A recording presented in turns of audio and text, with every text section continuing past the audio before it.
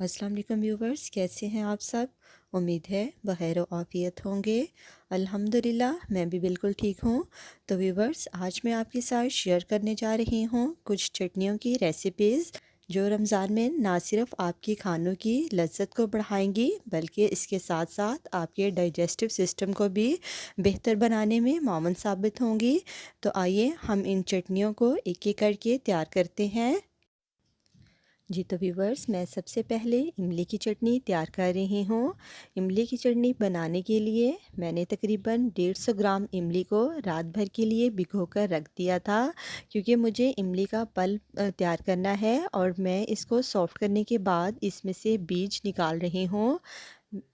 मैंने इमली को एक बड़े बर्तन में डालकर उसके बीज निकाल लिए हैं। अब मैं हैंड ब्लेंडर की मदद से इसको ब्लेंड करके इसका सॉफ्ट सा पल्प तैयार कर रही हूँ। इस पल्प को रेडी करने के बाद मैं इसको एक स्ट्रेनर की मदद से स्ट्रेन कर लूँगी, क्योंकि इसके पल्प में भी काफ़ी रूट्स होती हैं जो अगर उसमें रह जाएं तो चटनी के टेस्ट को ख़राब कर देती हैं। आप देख सकते हैं कि स्ट्रेन करने के बाद रूट्स जो हैं वो अलग हो गई हैं। अब हमारा ये पल्प चटनी तैयार करने के लिए बिल्कुल रेडी है। अब मैं इसको पकाकर इससे चटनी तैयार कर लेती हूँ। चटनी पकाने के लिए मैंने एक पैन चूल्हे पर चढ़ा दिया है, जिसमें मैं 2 टेबल स्पून ऑयल शामिल करके उसमें 1 टीस्पून ज़ीरा डाल रही हूँ। अब मैं पहले इस ज़ीरे को ऑयल में थोड़ी देर के लिए फ्राई कर लूँगी और ज़ीरे को फ्राई करने के बाद मैं इसमें इमली का पल्प शामिल कर रही हूँ। तो चूँकि ये इमली का पल्प बहुत गाढ़ा है, इसलिए ये बहुत सा बर्तन के साथ चिपका रहेगा जिसे हमने वेस्ट नहीं करना। तो मैं इस बर्तन में 1 कप पानी शामिल करके इस पल्प को अच्छे से उतार कर इसमें डाल रही हूँ।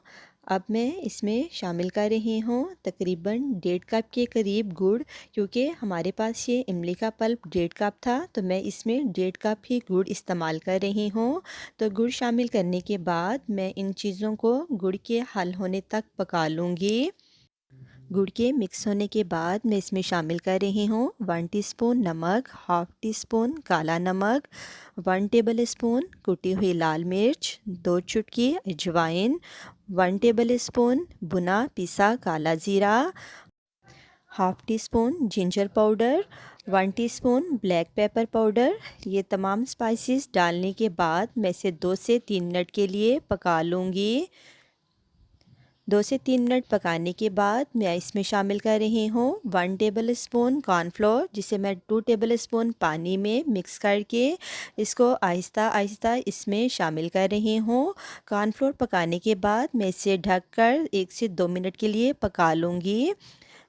थोड़ी देर बाद हमारी इमली की ये चटनी पककर बिल्कुल रेडी है। आप इसकी कंसिस्टेंसी देख सकते हैं।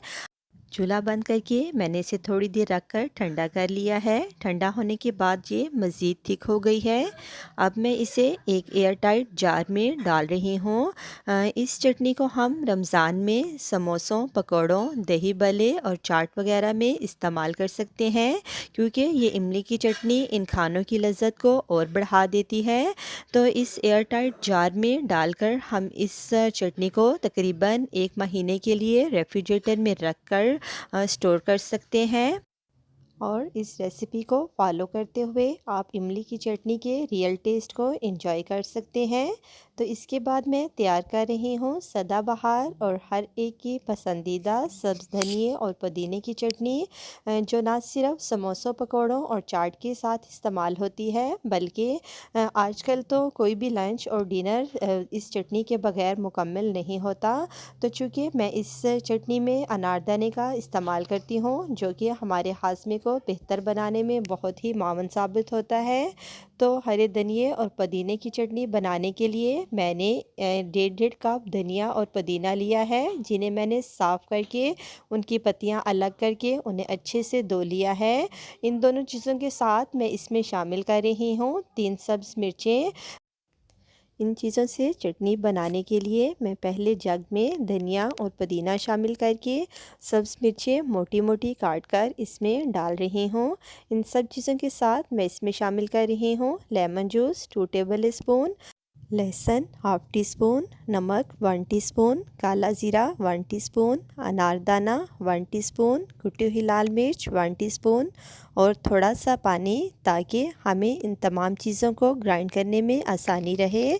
तो मैं पहले इस जग को टाइटली बंद करते हुए इस चटनी को ग्राइंड कर लेती हूँ।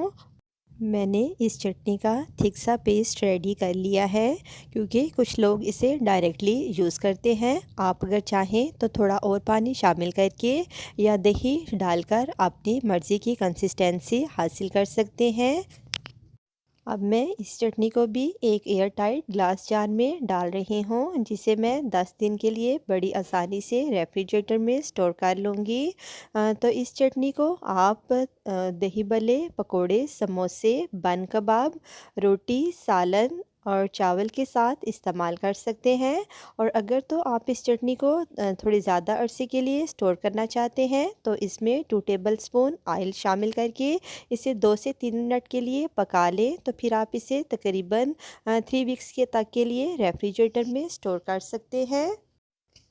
अब मैं तैयार करने जा रही हूँ अपनी पसंदीदा खजूर की चटनी, जिसका टेस्ट भी पहली 2 चटनियों की तरह बहुत ही मज़ेदार है। तो खजूर की चटनी बनाने के लिए मैंने 1.5 पाव खजूरें ली हैं, जिसमें से मैंने गुठलियाँ निकाल ली हैं, क्योंकि मुझे इन खजूरों को ब्लेंड करना है। तो गुठलियाँ निकालने के बाद मैं इन खजूरों को अच्छे से धोकर एक बास्केट में डाल रही हूँ, क्योंकि खजूरों के अंदर बहुत ही मिट्टी होती है, इसलिए हमें इन्हें अच्छे से धोकर साफ़ करना है, ताकि चटनी का टेस्ट ख़राब ना हो। धोने के बाद मैं इन खजूरों को एक पैन में डाल रही हूँ। इनके साथ मैं इसमें शामिल कर रही हूँ 1 कप वाइट सिरका और तकरीबन 1.5 कप पानी, ताकि हम इनसे खजूरों को गला सकें। तो मैं ये दोनों चीज़ें शामिल करके 2 से 3 मिनट के लिए खजूरों को पका रही हूँ। 2 से 3 मिनट के दौरान ही ये खजूरें गल चुकी हैं। अब मैं चूल्हा बंद करके इन्हें थोड़ी देर के लिए ठंडा होने के लिए रख रही हूँ। खजूरों के ठंडा होने के बाद मैं इन्हें एक जग में डालकर इनको भी ग्राइंड करते हुए इनका पेस्ट रेडी कर रही हूँ। खजूरों का पेस्ट रेडी करने के बाद मैं इसमें शामिल कर रही हूँ तकरीबन 1.5 कप के करीब सब्ज़ धनिया, क्योंकि खजूरों की चटनी में धनिए का बहुत इस्तेमाल होता है। साथ इसके मैं शामिल कर रही हूँ 3 सब्ज़ मिर्चें, 4 से 5 लहसुन के जुए, 1 टेबलस्पून काला ज़ीरा। पहले मैं इन सब चीज़ों को शामिल करके इसको थोड़ी देर के लिए ग्राइंड कर लूँगी। थोड़ी देर ग्राइंड करने के बाद मैं इसमें शामिल कर रही हूँ काला नमक 1 टीस्पून, लाल मिर्च कुटी हुई 1 टीस्पून। ये दोनों चीज़ें भी डालकर मैं इसको अच्छे से ग्राइंड करते हुए इसका फ़ाइन पेस्ट रेडी कर रही हूँ। तैयार होने के बाद आप इस चटनी की कंसिस्टेंसी देख सकते हैं। अगरचे ये चटनी देखने में धनिए और पुदीने की चटनी की तरह ही लग रही है, लेकिन इस चटनी का टेस्ट उससे टोटली डिफरेंट है। अब मैं इस चटनी को भी एक एयर टाइट ग्लास जार में डाल रही हूँ। इस चटनी को भी 2 वीक्स के लिए रेफ्रिजरेटर में स्टोर करते हुए हम इसे सैंडविचेस, टैकोस और पकोड़ों, समोसों के साथ इस्तेमाल कर सकते हैं। अब मैं तैयार कर रही हूँ लहसुन और लाल मिर्चों की चटनी, जो कि तीखा खाने वालों की बहुत ही पसंदीदा है। तो इस चटनी को तैयार करने के लिए मैंने ली हैं गोल लाल मिर्चें तकरीबन हाफ़ बाउल। साथ इसके मैंने लहसुन की 2 गड्डियाँ ली हैं। तो मैं पहले इस लहसुन को छीलकर साफ़ कर लेती हूँ। मैंने लहसुन की जो है अलग करके छीलकर अच्छे से धोकर रख लिए हैं। अब मैं इन दोनों चीज़ों को ग्राइंडर जग में डालकर ग्राइंड कर रही हूँ। साथ इसके मैं शामिल कर रही हूँ 1 टीस्पून नमक, 1 टीस्पून पिसा हुआ काला ज़ीरा, क्वार्टर बाउल पानी। अब मैं ये सब चीज़ें शामिल करके इनको ग्राइंड करते हुए इनका पेस्ट रेडी कर रही हूँ। पेस्ट रेडी करने के बाद हमें इसे पकाते हुए इससे चटनी तैयार करनी है, जिसके लिए मैंने एक पैन में 2 टेबलस्पून ऑयल डालकर उसमें ये मिर्चों का पेस्ट डाल दिया है। अब मैं इस पेस्ट को उबाल आने तक पका लूँगी।